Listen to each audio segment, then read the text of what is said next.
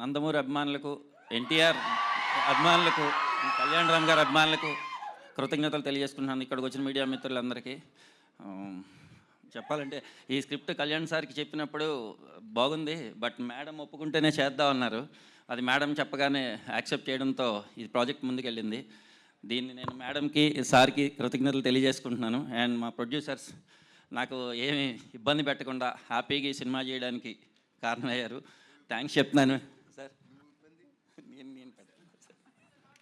And నాకు technicians, నా direction team mainly, and నాకు శ్రీకాంత్ విస్సా గారు సపోర్టు, అండ్ నా డైరెక్షన్ టీము, అండ్ మా రైటర్ హరికృష్ణ, అండ్ అందరూ చాలా సపోర్ట్ చేశారు. డైరెక్షన్ టీంలో ముఖ్యంగా సురేష్ అండ్ శేషు అండ్ శ్రీను గారు అండ్ అశ్విన్ అండ్ పార్దు అందరూ కూడా, అండ్ మా art director Brahma and Ajaneesh. Mainly నాకు ఇక్కడ నుంచి అంతా అజనీష్ గారు కూడా చాలా సపోర్ట్ చేస్తున్నారు. Thank you very much Ajaneesh గారు. And my DOP Ramprasad sir చాలా హ్యాపీగా, నాకు ఏ ఇబ్బంది పెట్టకుండా ఆయన సీనియారిటీ నాకు చాలా హెల్ప్ అయింది. అది నేను చాలా గర్వంగా చెప్పుకుంటున్నాను, ఆయన నాకు హెల్ప్ అయ్యారని.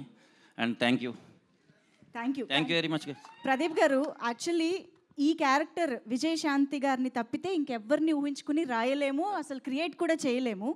అలాంటిది ఏ ధైర్యంతో రాశారు? అసలు ఈ అమ్మ సెంటిమెంట్ని తీసుకోవడానికి రీజన్ ఏంటి? మాకు చాలా క్యూరియస్గా, ఎక్సైటింగ్గా ఉంది ఈ విషయం గురించి తెలుసుకోవడానికి. యాక్చువల్లీ నేను క్యారెక్టర్ రాసుకున్నప్పుడే మేడం అనుకునే రెడీ చేశాను. రెడీ చేసిన తర్వాత మా ప్రొడ్యూసర్ గారు సార్కి చెప్పే ముందే ఇది ఈ మేడం ఈ కాంబినేషన్ అనుకుంటున్నాను సార్ అని, కానీ సార్ యాక్సెప్ట్ చేశారు, సునీల్ గారు. తర్వాత హీరో గారి దగ్గరికి వెళ్ళినప్పుడు సార్ కూడా మేడం అని, నేను అంటే కథ చెప్పేటప్పుడే మేడం అని నేరేట్ చేశాను. సరే నువ్వు మేడం చేస్తాను వైజయంతి అని, అంటే నేను ఇన్స్పైర్ అయింది కర్తవ్యంలో మేడం క్యారెక్టర్. ఆ క్యారెక్టర్ని చూసి అలాంటి క్యారెక్టర్ మళ్ళీ మేడం చేస్తే బాగుంటుంది అనుకున్నాను.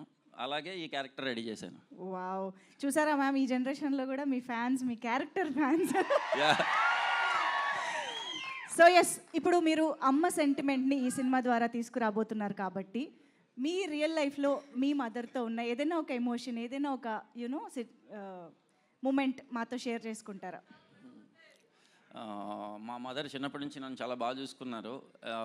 ఎందుకంటే ఫాదర్ సరిగ్గా ఉండేవారు కాదు, బట్ మదరే అన్నీ నాకు. మదర్ లేకపోతే నేను ఇలా ఉండేవాడిని కాదు. అందువల్ల మా మదర్ ఎప్పుడు ఒక థింగ్ అని చెప్పడానికి ఒకటి కాదు, అన్నీ చాలా ఉన్నాయి చెప్పాలంటే. బట్ అందుకే నేను ఏ మెన్షన్ చేయట్లేదు, కానీ మా మదర్ అంటే నాకు చాలా ఇష్టం.